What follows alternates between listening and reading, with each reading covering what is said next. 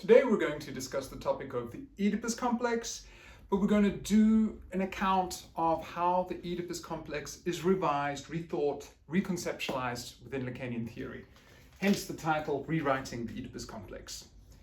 The first comment we could make is, in a way, the first steps for a Lacanian reconceptualization, rethinking of the Oedipus complex involves a critique of the Oedipus complex. So what is it that Lacan doesn't like about how more derivative, you could say, post-Freudian accounts of the Oedipus complex operate? Well, number one, I don't know if Lacan or Lacanians would even put it this way, but one way of thinking about it is that it becomes all too lazy.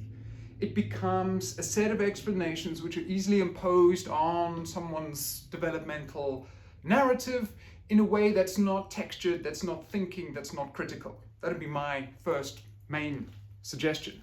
But you could say, to be slightly more precise, one of the Lacanian critiques of the Oedipus complex as it is often conceptualized and often understood as this drama, this Oedipal triangle of strife and rivalry and wanting the mother and conflict with the father, all of these things, is that you could say that it's all too easily imaginarized or literalized.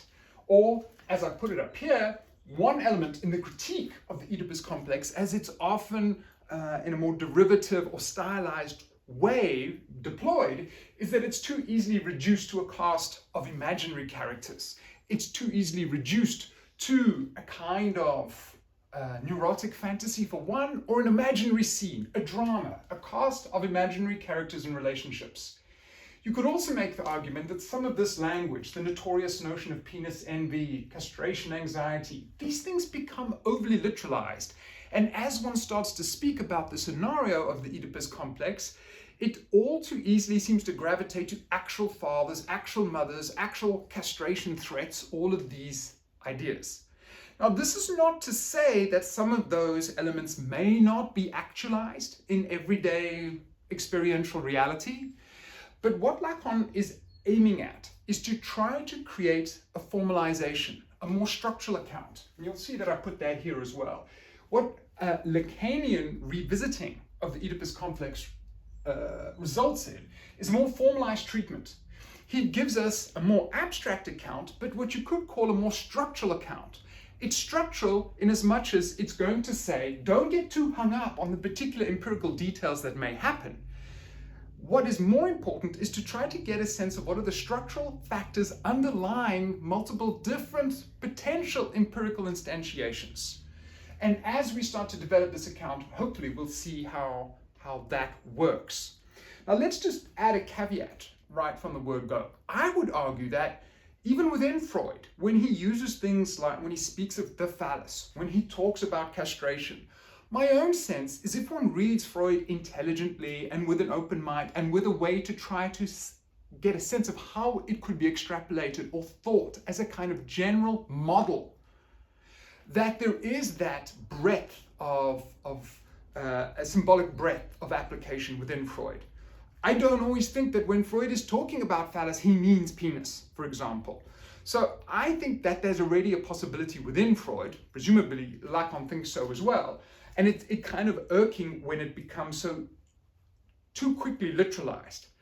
But having said that, we are going to bear in mind that you can make fair critiques, as we just have done, about the kind of imaginarization of the Oedipus complex, and we can start to think about a different way of utilizing or a different way of approaching this set of dilemmas that seems to characterize a certain period of development. We're going to try and think structurally. In other words, we're going to look for concepts that seem to be able to explain what is happening without, as I've just said, reducing it to the myriad empirical details of a given case.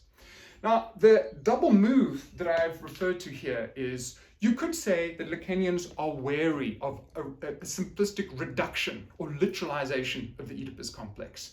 That's true. That's the whole thrust of my argument so far. But the double move, I think, is to say, beware of overly reductive understandings of something like the problematic notion of penis envy. Be highly aware of literalizations and reductions of those concepts, but don't completely forget them.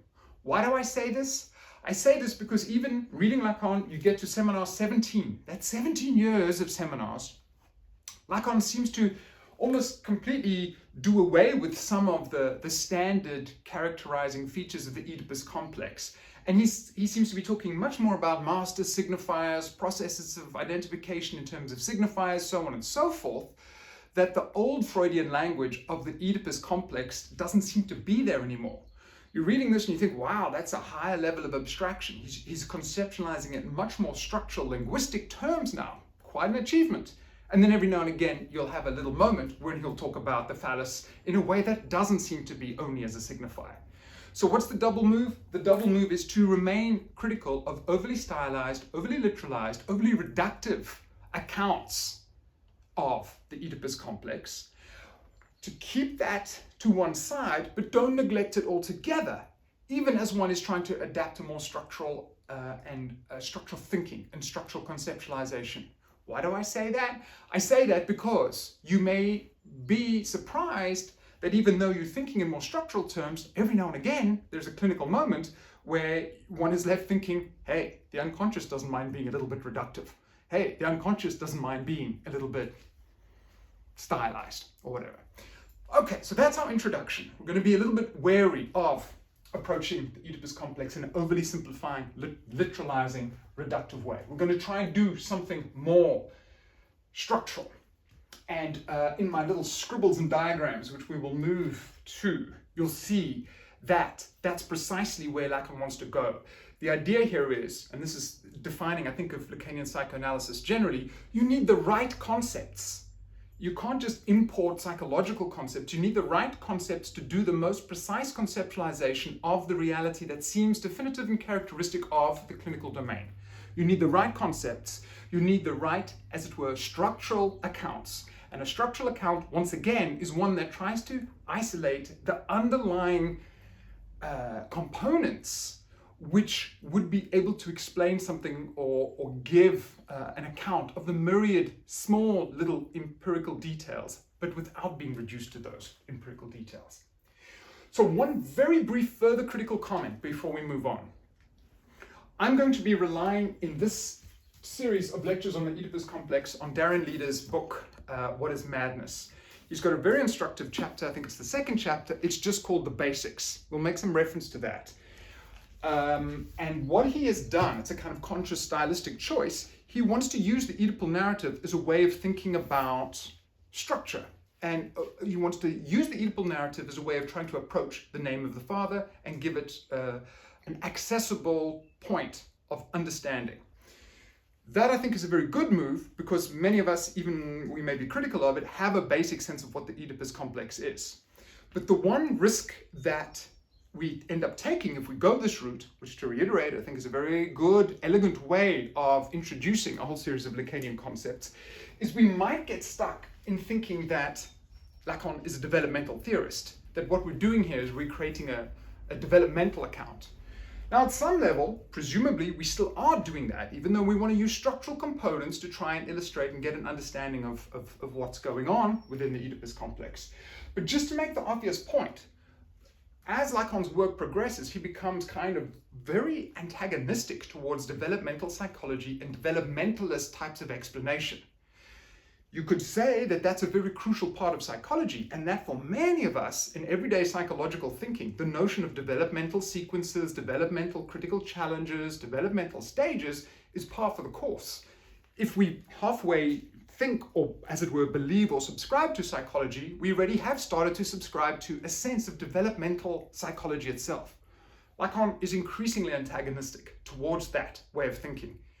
And we could say that's another whole lecture in and of itself to argue why and to specify exactly the problems with this kind of developmental way of thinking. There are multiple, but one crucial element just to bear in mind as we go on, fundamentally, says Lacan, the unconscious, the temporality of the unconscious is not linear. In the unconscious, there's a whole series of events that happened many years ago, that happened yesterday, that aren't fully differentiated. The unconscious is not a linear trajectory of development. The unconscious collects together multiple experiences from many periods of my life. And if that's the case,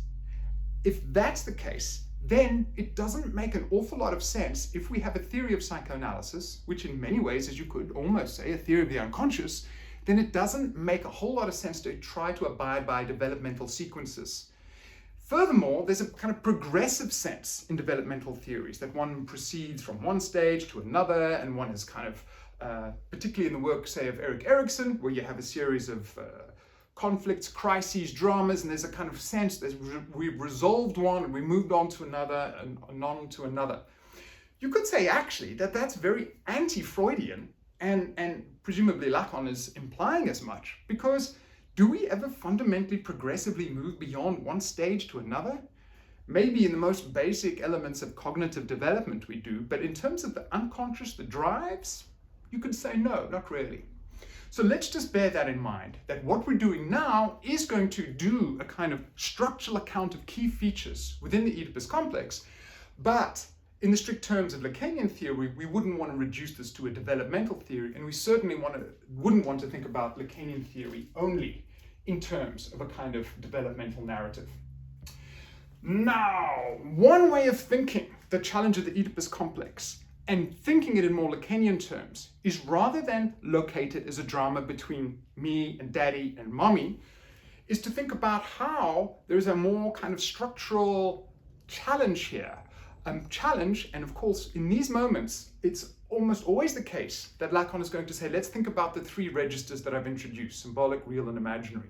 The reason I introduce them is to give us more precision, to give us more focus, to make certain concepts work that don't otherwise work properly in psychoanalysis. So, using that logic, you could say the Oedipus complex is not simply about this staged drama of imaginary conflicts, but it's about exactly how one moves from a series of imaginarized or imaginary relationships to a more symbolic level. I put it this way, the move from dyad to triangulation. In other words, let's be as basic as possible. One of the challenges of the Oedipus complex is how to, as it were, move beyond this intense, powerful, bonding, loving, desirous relationship that the child has with their primary caregiver, presumably the mother. How do they move beyond that? That world, which in some respects for me is, you could argue, the most intense relationship, the most intense libidinal affective relationship of one's life, how to move beyond that into something like a triangular set of relationships. How to move from the imaginary domain into the symbolic. And then let's immediately add the qualification. In Lacanian theory, it's not like one's born into the imaginary and moves into the symbolic. The symbolic domain surrounds us. We are saturated by it from before we are born. You know, the parents thinking about what names, what jobs, they may have all sorts of kind of fantasies about what the child may be, or who they might be, or who they might be named, so on and so forth. So the child is never outside of the symbolic.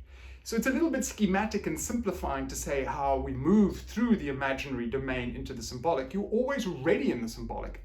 But referring back to some of our earlier lectures on foreclosure and the name of the father, maybe the more precise way of putting it would be to say, how does the child move to a position where the symbolic is installed?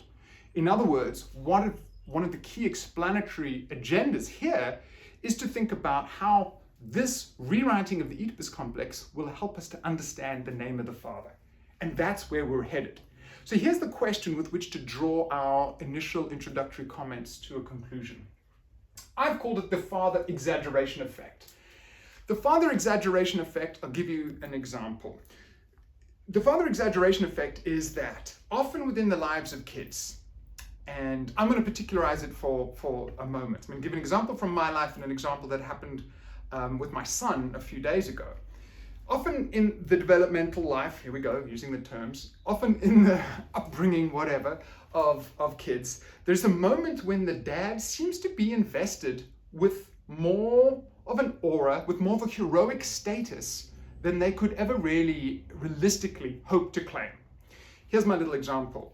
My son and I have this thing where we watch some of the Marvel movies together, and we were watching Captain America, the first Captain America movie. And in this scene, Captain America is running down the street, and he jumps straight over a wall without even touching it. And my son looks at me and he says, "Dad, even you couldn't do that." And this was kind of like a heartbreaking moment, because it's like, yeah, no, I can't do that, and I don't think I could run as fast. I don't think I could barely climb over the wall with all the help in the world, let alone jump right over it. So this moment, you could say, what's going on? Does it happen more in more families with more kids in relationship to a dad figure or a dad or someone? Lacan's suggestion would be yes. He doesn't use the father exaggeration effect. That's my coinage. But the idea would be, and here I'm very much relying on Leader's narrative account in What is Madness, that at a certain point in development or series of points in development, there's a need to be able to find something, some focus, some status that means that there's something that's important outside of the relationship between me and mom, or the world of the mother's desire, which up until that point you could say is the defining compass of what's going on, what's important, where is she, what does she want, she who takes care of me. It doesn't always have to be a mother, but presumably most of the time it is. And in that moment, there is an attempt to find or an invest, and it's almost like an automatic process whereby suddenly something in the general remit of the father is exaggerated, is made more heroic, is made more impressive than it may be. And the point here is not to say that there's anything intrinsically heroic or more important about fathers. Of course, in a patriarchal situation, there may be that cultural loading. The point is not so much that there's anything particularly important about fathers. It's just that you could argue, this I think is the Lacanian point, is that there's an attempt to create some, or there is an engendering of a status and importance, a signification, something crucial and important outside the sphere of the mother-child relationship. And presumably that sphere is most often going to be something linked either to a father or something outside of the immediate sphere of the mother that distinguishes the mother. And that sphere is in a way the realm, in symbolic terms, that Lacanian theorists would call something like the father. Let me give one last example of that, and then we'll finish this first installment. I try to think, what was that for me as a kid? And I think for me, the memory I have a memory of growing up and my father being a little bit more scary than my mom. And of course, this is all anecdotal. This is just one case, one series of memories. It doesn't necessarily mean anything structural. But where it does seem to link a little bit to some of those ideas was that I had the idea that my dad had dark hair. That kind of set him apart from me and apart from my mother. He wore a suit. And for me, that somehow linked to Ronald Reagan. Okay, sorry, that's how old I am. Ronald Reagan and also Superman. Embarrassing. They all had this dark hair thing. And so here we have, again, what I think is the father exaggeration effect. And the father exaggeration effect is important in as much as it enables some symbolic element, some meta element, this is precisely what we spoke about in our lectures on the name of the father, to have a role in starting to reorganize the symbolic world. So let's stop there. We'll begin again next time trying to explain a little bit more what I have in mind with this notion of the father exaggeration effect.